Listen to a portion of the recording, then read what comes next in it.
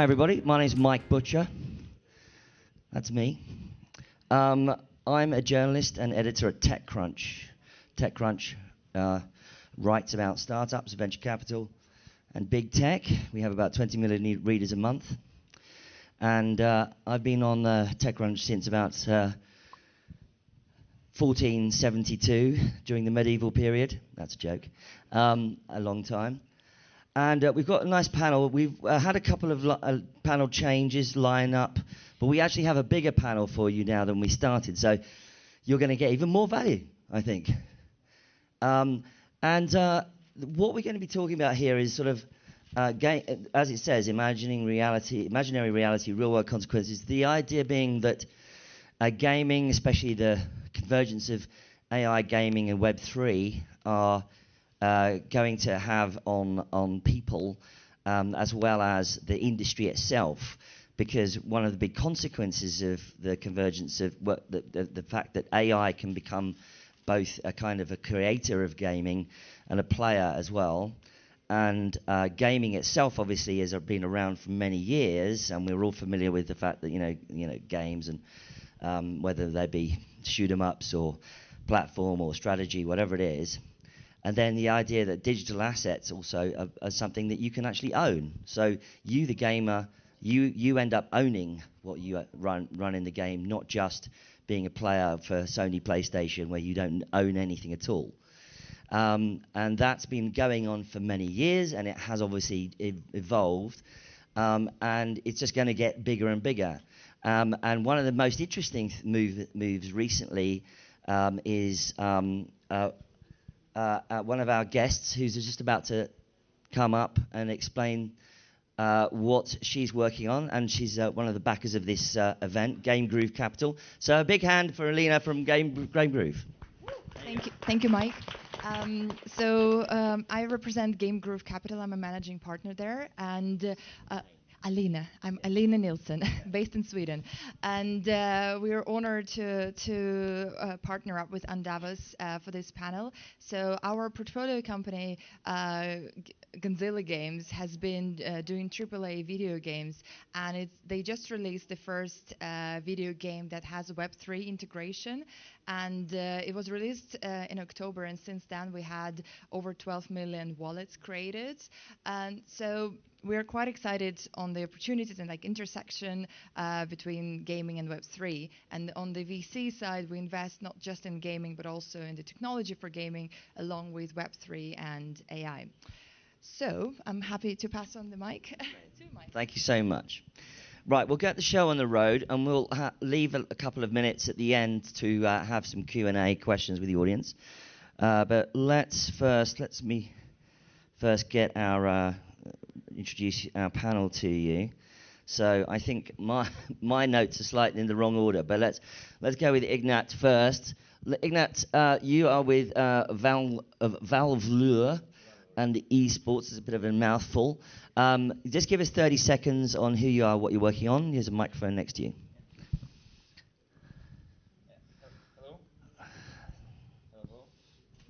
Hello. Hello, everyone. My name is Ignat Bobrovic. I'm an esports veteran. I was a professional player like 25 years ago. For the last 10 years, I'm working in the industry of esports. My idea was always to empower people through gaming, competitive gaming and esports. I just recently released a book with Palgrave Macmillan about esports, with the audience actually being parents, teachers, marketers, investors, to explain what is esports, because I see lots of misconceptions there. And in Valvor is the project focused on cybersecurity for kids and parents in gaming. So we are looking into the problematics of the cyber threats from the aspects of actually protecting through building the trust, and also providing technological setup. From the technological setup, we have a soulbound token, and we have a PQC encryption to protect the assets. Mike was speaking about the assets, and we believe it's important to protect them more than they're protected now.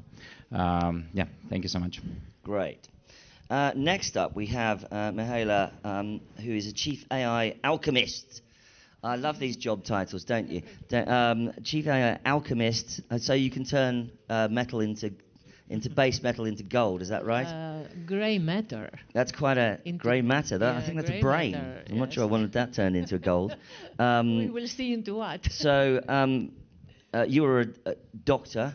Is that medical or PhD? I'm a professor of artificial intelligence. Professor of artificial intelligence, and so therefore researcher in e-society. And you're also president of the Impact Institute for the Digital Economy, focusing on transforming education in the digital landscape. What else are you up to now? What's your latest 30-second update on what you're working on and Singularity? So one thing which is my passion is, I call it gaming as the holodeck as future work ground.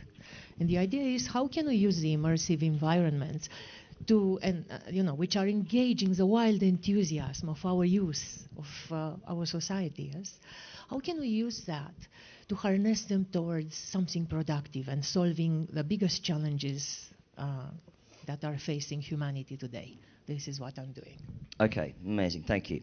Next up, Sebastian, co-founder and CEO of The Sandbox. And I think if you're certainly in Web3 or gaming, you would have heard of The Sandbox. It's been around, Metaverse has been around for a while, and was very much a pioneer in this space. Give us an update quickly, Sebastian. Yes, so for anyone who's not familiar, the Sandbox is a decentralized virtual world. Like, we've partnered with more than 400 major brands. We've grown to over 6.3 million users. Over the last 2 months, we had our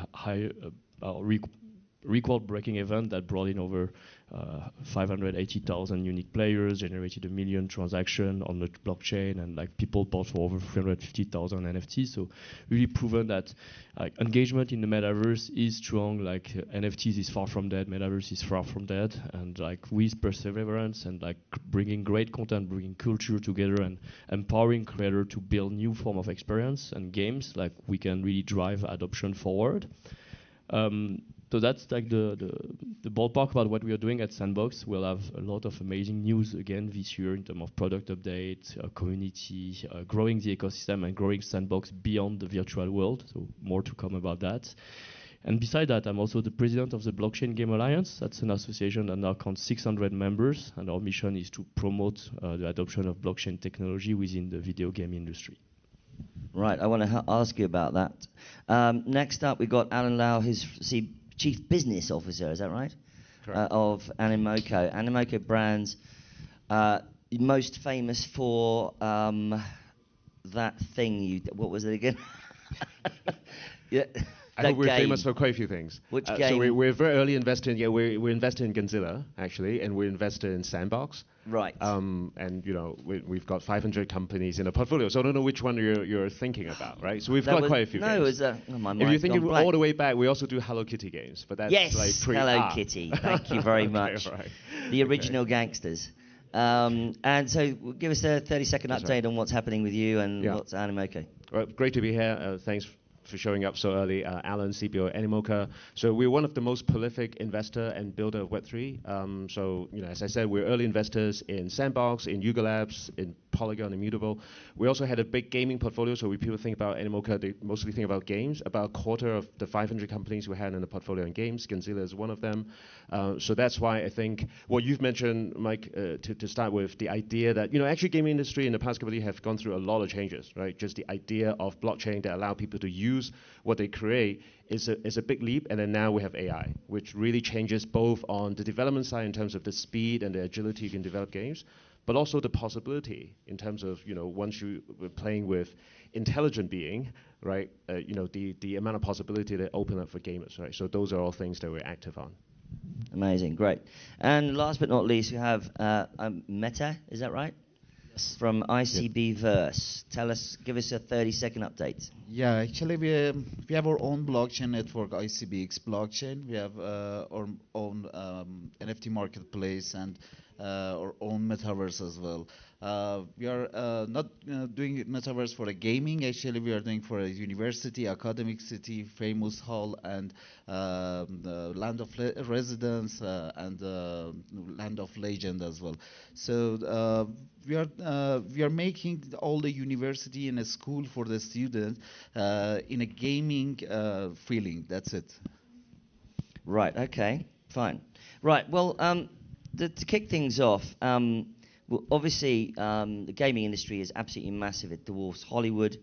We know what's happened with the sort of the cryptocurrency aspect of Web3 and the ownership aspect of Web3 and blockchain with NFTs and assets, digital assets.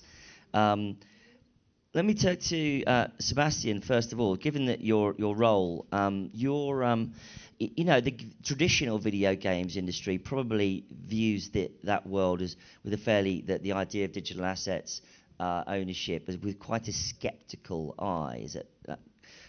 Where is that conversation at this point in time, given it's 2025? Sorry, oh my God.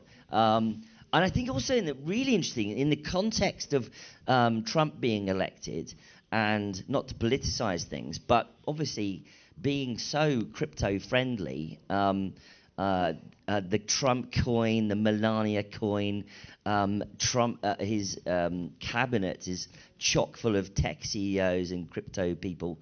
Do you think that the whole conversation is going to shift now in some ways? All right, so a few things to unfold here. Like, first of all, I do think like the video game industry has matured their understanding of what blockchain is, and like now they see like the benefit of blockchain mostly for ownership and exploring new business model. We've been running an industry survey for 4 years now at the BGA. We just published the last result, and for the third year consecutively, like ownership comes at the first reason why the industry is considering it. And now people don't see like crypto as a scam anymore, as just a way for speculation.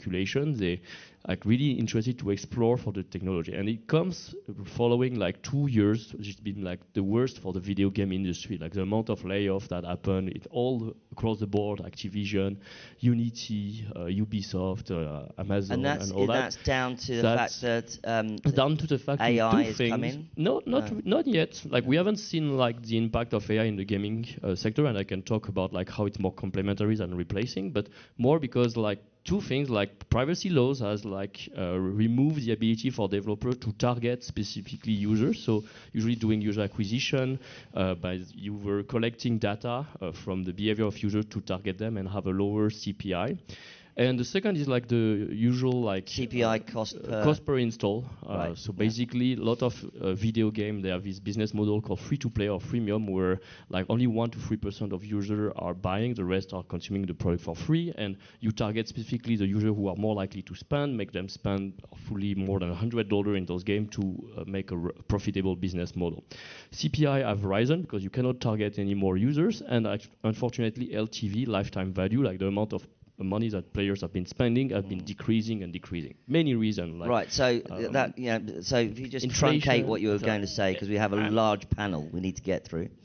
Basically, it's getting hard to make money in video game and be sustainable. So yeah, you need to what I'm trying to ask you is Web3 now going to merge more with the video games industry? It's going to be, yes. And like the opening, the new US president, the Trump coin is probably going to mark a wind change, new area where US users will come in, will spend again. So basically, yes. And value will be created, yeah. Great, thank you. Ignat, you had a point? Yeah, I wanted to add on that because like digital assets for gamers existed since 90s. I mean, when I was an esports player, we had a digital asset of the livery of the car. I was in sim racing, and now I mean I've heard a lot about the ownership of the assets, and there is a big question, right? Some big guys, big companies say that we own this, and you don't own it, we just give it to you. And the Web3 and this decentralization is about giving this ownership. But I come to the question that I think that ownership is a good idea, but it should be fair, because what happens for game developers, and this is what just to continue to Sebastian's point. I mean, if the publishers will not have a control over the business models, they will not just be able to develop the games. Not being able to develop the games, they will not be able to deliver the content, and it will be the industry can die in the way we know it. So I think about the ownership. So there should be some proper way found, and I'm not sure that pure giving like, hey, big guys are not giving you the ownership, Web3 will give the ownership. I think it might be a bit of dangerous path, although definitely it's needed. So it's a good way. Isn't the problem though that gamers then have to have multiple wallets? A problem for whom? I mean, most of the gamers are playing one game. They'll have one game. I don't think it's a problem.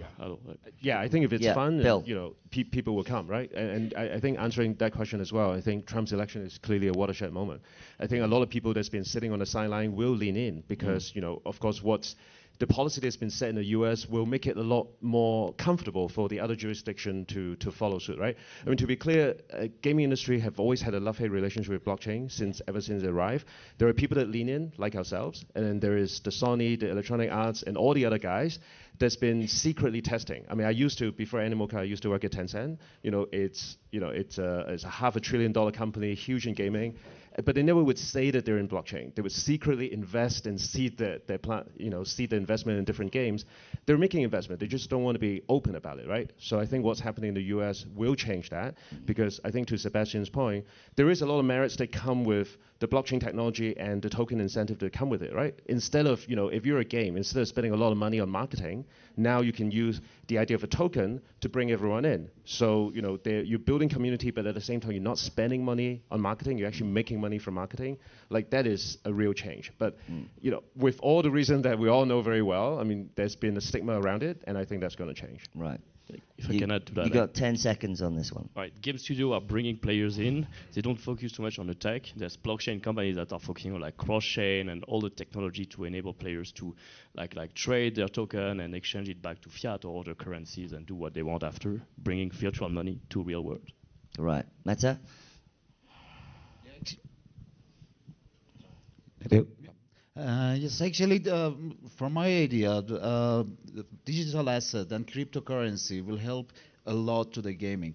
But there is one point that we lost in a gaming section. I'm telling you, I'm not in a gaming part of Web3. But there is a one point that we needed in a gaming. Imagine about the Sony or Apple's. They have a marketplace, but we don't have any marketplace for gaming solution. This is something somebody should work on it because the people, the developer that they are making some games here on this market, they know how to sell coin, token, and NFTs because there is a lots of way to do that. But there isn't any marketplace to show to the gamers actually there is a new game on this market. Right, so finding Web3 games is maybe an issue. Mahela, do you have a view on this subject? There's convergence of digital assets in gaming? Definitely, as they were mentioning, but from my perspective, this is enabling everyone to tap into the wells of the gaming, the thing.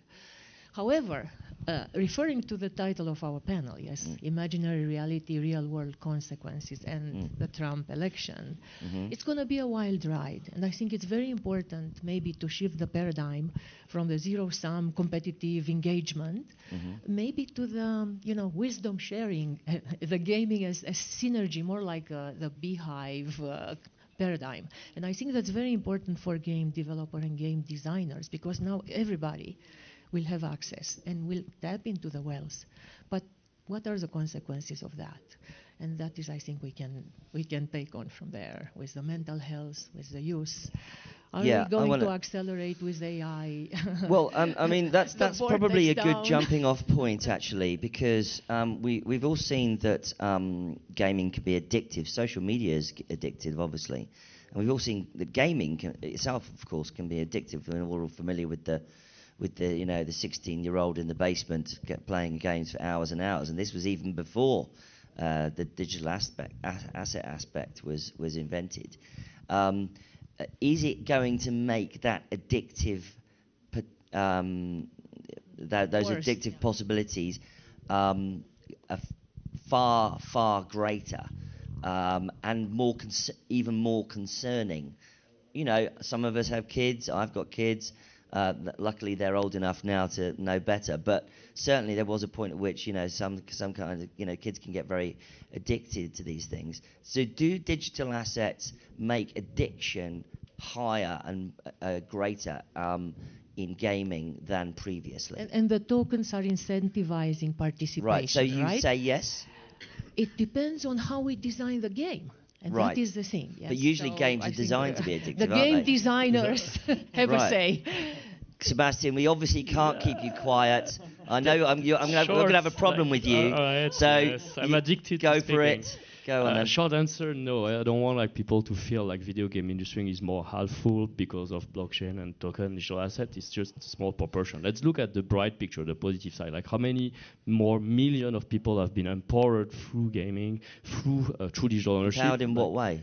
The network effect, this collective freedom, this shared freedom, That's like not the necessarily. value. That's not power though. But it replaced the discovery. Well, I think like actually when we value that digital economy is more than that physical economy. When playing, my playtime can become a way as well to gain new skills, to educate myself, to earn some form of revenue, to gain financial literacy. It's very important for many countries in the world, not just the developed European. Give me an economy. example. Well, like we've created millions of jobs of sandbox. People have been earning from $100 to several hundred of $1,000 creating games. First-time creators, they never made games before. They discovered skills. There was a movie made, a documentary movie in Philippines showing kids who never had access to school that were able to go to school and make video games thanks to sandbox. Right. People creating 3D assets. All of that would have not been possible without digital ownership. Fair comment, Ignat. Yeah, just wanted to add about this mental health aspect and the ownership of the assets. When we speak about the ownership, it's great to give these assets, right? But what happens if they're stolen? I mean, the security aspects are huge, and no one is really covering this. And when we speak about the blockchain, it's easy to, if the wallet is lost, then the assets are lost. And imagine the person, the kid or whoever is investing tens or hundreds of hours a week to develop these assets, to get these assets. And what happens when it's stolen? We speak about this. We want to empower the ownership, but we don't speak about actually how we help to save it, right? And how we actually can work with this. So, for example, from our side, this is why we're saying, hey, cybersecurity is super important in this industry. No one is really paying a lot of attention to that. Also, if it's stolen, is there a possibility to get an insurance for this? Or is it possible to get to some police or some or game developer? How does it work? It's not there yet. And here, this besides the addiction, it creates the next layer, which can become really important. It's an addiction in squares, right? It's an amplified addiction. If I'm addicted to my account and it's stolen, it can be a tragedy for a kid. Well, yeah. I mean, young people have killed themselves after being addicted to games. God knows what's going to happen if they lose thousands or millions of dollars in tokens as a result after playing a game and it's stolen or they lose it. I can't even begin to think how awful that's going to be, or has happened already for all we know. Does Animoca Brands think about that stuff? I have to say something about the addiction maybe before that. Well, you go first, then we'll hear from Bill. So when it comes to the addiction, yes,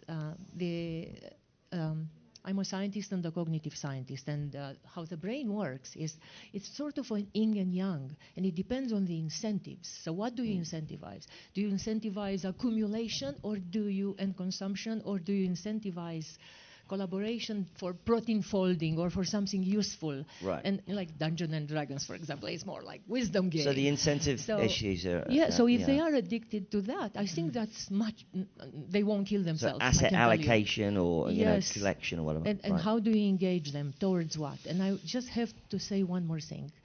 NASA has published a book which is called Cosmological Theories of Value, that postulates that values are universal. They are not relative.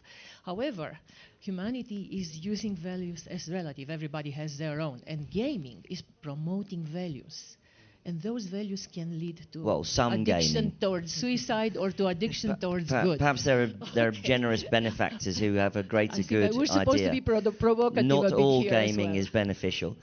Animoca, what about? Very interesting. I think gaming is just a mirror to the world. So, I think, disclaimer, I came from a place where gaming is highly restricted. I mean, in China, as you know, that kids are only allowed to play games for a certain number of hours. It's a policy, and you get fined, and parents would get fined. So, actually, if you're under 16, if you want to play, you need to have your parents register an ID, and you enable your kid to play that, right? And therefore, in terms of money flow, the parents would decide how much they get topped up, and the kids will play with that amount of money. So the reason why I say that is, yes, I don't think we figured it out on the blockchain how it's going to get worse or better, because I don't think anyone has figured it out on the Web2 side either, right? So, all those issues that you talk about, whether there's going to be addiction, whether you're going to spend too much money, I don't think anyone has figured it out, right?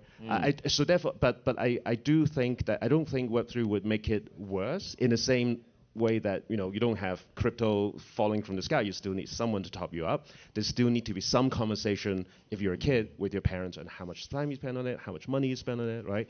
So I don't think it make it worse. But I had an interesting experience with my kids when my 9-year-old racked up £5,000 on Plants vs Zombies. And why do you give him your credit card? On my credit card, without me realizing, because I thought I was stupid enough to think that maybe the game would put a cap on this, and he was buying these power-ups for like £75 a time, like power up, bing, bang, £5,000 later. I called up the game company. I said, "Hi, I'm from TechCrunch. I'm a journalist. Are you going to help me out over there?" That was a short conversation. Meta, have you got a view on this subject? Yeah, actually, people they're gonna addicted to the gaming. We had if you guys knows Hamster in the Middle East, everybody used that one. It's a play to earn, but it's not a game. But everybody knows Hamster as a game, and now we have something around 1,000 game on a Telegram. So people, they are using these games, and there's nothing behind of these games. And we should take care of the kids to don't go to this kind of play to earn. And there is a way with the KYC tokens, and there is a way to make some regulation for the all the gaming and this kind of stuff. Yeah. Now let's switch the conversation. We're going to do a few more minutes on this, and then we'll do some Q&A with you guys. Let's switch the conversation now. Obviously, artificial intelligence, generative AI, has taken the world by storm in the last couple of years, and now AI is creating the possibility of hyper-personalization, either in gaming. Certainly, there's quite an interesting movement towards trying to unite the worlds of AI and Web3 as well. So digital assets and AI as well, verification, you name it, a whole bunch of things. But in the context of gaming, let's stick with gaming, where AI and Web3 sort of meet and converge. These rivers converge. Let's talk about, firstly, sort of hyper-personalization, and that's going to be interesting.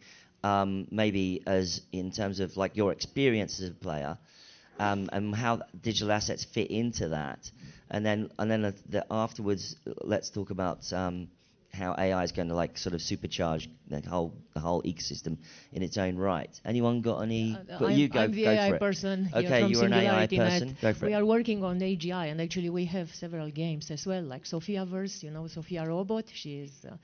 So we are actually taking humanity on our wings towards super wisdom with Sophia. So we engage people to play with artificial general intelligences that are smarter than Einstein, and what's going to happen then. Of course, many things can happen. If artificial intelligence is being aligned and forced to be aligned to humanity as it is now, yes, and I call that the Molochian era. Could you relate it to the gaming topic? Yes. Yeah.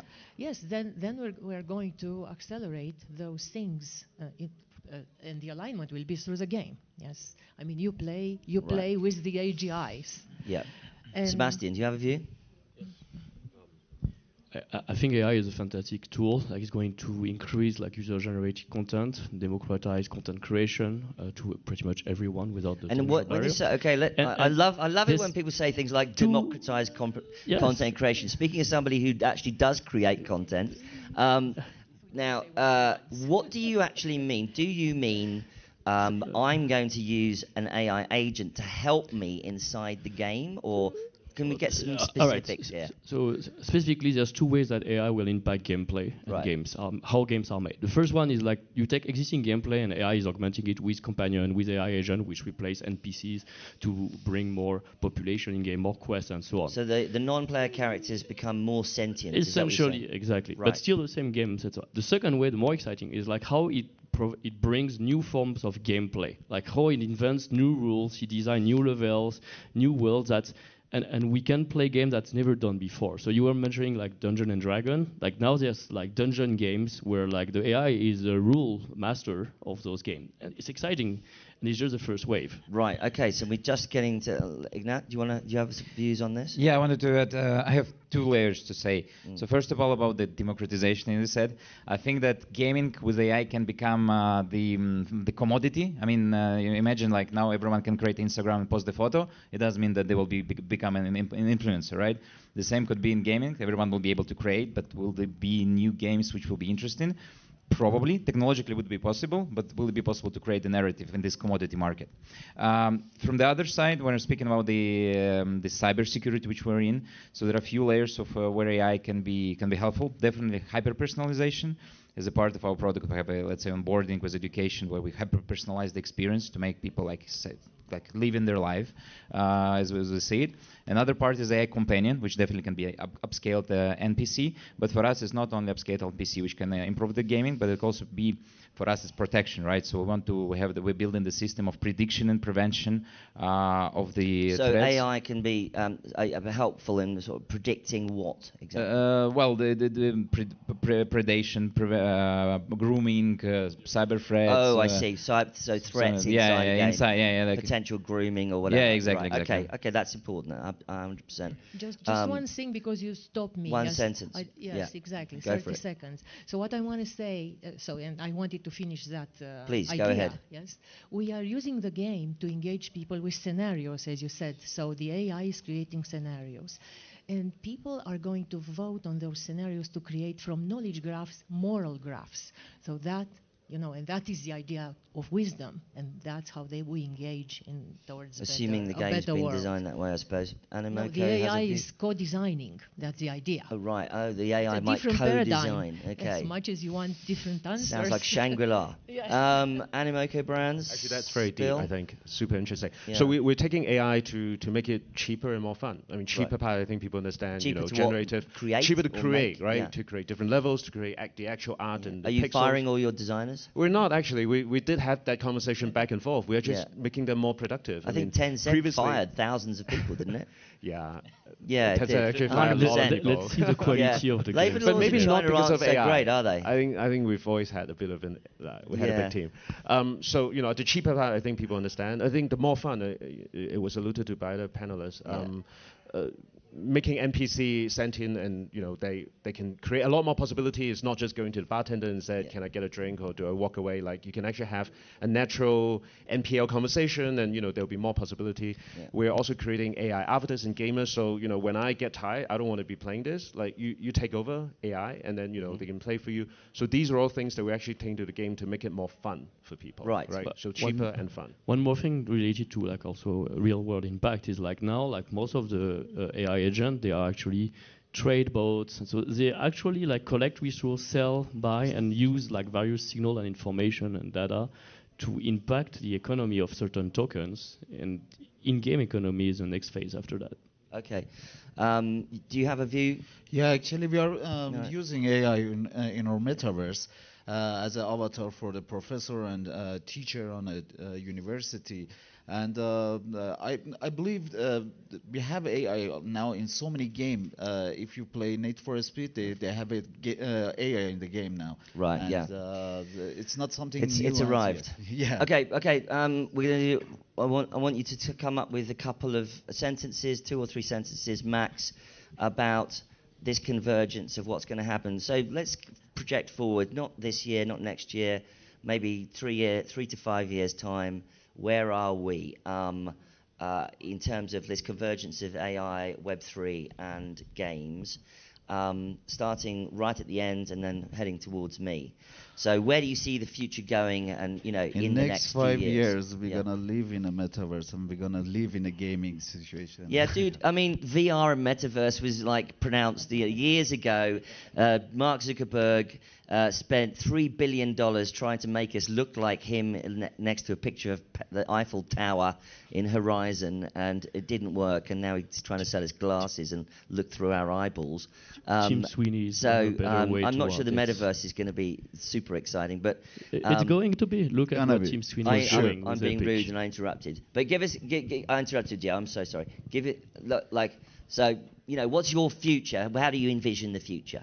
Oh, in the morning when you you go to the metaverse, and in the evening you go back. That's it. In the metaverse. Okay, Bill. Very interesting. I think it will be the largest testbed / sandbox of how humanity will play out, right? Yeah. Because it is, games is just a mirror of what happened in the real world. And, I think as mentioned, some of the, whether you're greedy or you're crooked or you're grifter, like, all of that will play out in the gaming world. And when you had intelligence in it, I think there's going to be a lot more possibility, which is right now is very restrictive. So that's why I think it's going to be a huge experiment in terms of how humanity will play out. Okay, Sebastian? Definitely an explosion of games that leverage blockchain technology in more or less visible ways to user, like digital and virtual economies will expand and will expand cross-chain, like financialization of the world will come from gaming and virtual worlds. More and more jobs will come from it. A virtual agent and AI is going to also contribute to like a Cambrian explosion of content production, which might decrease or increase the value of it, but new talent will emerge, new skill will emerge. Maybe for the next 2 to 3 years it will be complementary. Maybe in the next 5 to 10 years it might start to replace the most skilled workers in this industry. Let's see, but I stay positive around like. No, I think that's a very interesting point, because a lot of people are concerned about how many jobs AI is going to take. But there is an alternative view which you're hinting at, which is that there may be work, quote unquote work, inside games to be had and done and performed, assuming the AIs haven't taken all of that as well. Mahela, what's your vision of the future? Yes, I hope it's not dystopian. In 5 years, we will have AGI. Yeah. And so co-creation with the AGIs of better ways towards the light. This is all I have to say. Right. Better scenarios in gaming, and we will be immersed indeed. And cyborgs, as much as you don't like the glasses, they will be implanted in the brains. Right. Cyborgs, chips in brains. My God, here we go. Lastly, sir. I hope we'll avoid being too much in the VRs and chips, etc., but we might definitely. My vision is following that the gaming will be democratized again, so there will be people will be able to create, as now they're creating vlogs on YouTube. People will be able to create their own worlds, and they will be able to create the communities around this, and it can become the new medium of socialization and community. Regarding, I also believe that people will value much more their digital presence. So I expect the ID, the gamer ID, being like kind of, now we have LinkedIn for career. For people, it can be the ID with their assets and with this track record being super important. And as I said, I believe that we expect to have much more problems with cybersecurity and mental health issues, and it should be focused, because if we don't focus on that, we can see a huge spike in problems, especially with teenagers. Teenagers are susceptible to problems. They're easy to control. They're easy to get steered to wrong places. And yeah, it should be. And do you have quantum? So bye-bye cybersecurity as we see it now. No, but that's why we have post-quantum computing and encryption already. So that's like, I fully agree with you. Thank you. I refer you to, hopefully there's video online yesterday of 2 panels I ran all about quantum computing, which are very, very good, even though I do say so myself. Right, thank you very much. Round of applause for our panel, please, ladies and gentlemen. I'm going to allow 5 minutes or so for questions or points. If you would like to make a point or question, anyone? Anyone would like? You're all incredibly wowed by our panel. Thank you so much. That'd be brilliant. Ignat, on one of your panels earlier this week, you were talking about how to really protect young people, and you were talking about AI guardians, making sure that parents had some kind of, I guess, access to an understanding predictively of how their children are going without breaching the trust of the child. Can you give a little bit more insight on that? Yeah, definitely. Thank you for the question. So now it's technologically possible to control and to give the full information, right? With parental control, many apps are doing this. We're against this, because this actually this is breaking the trust, because kids will not be openly doing what they're doing, and they will not be sharing this, right?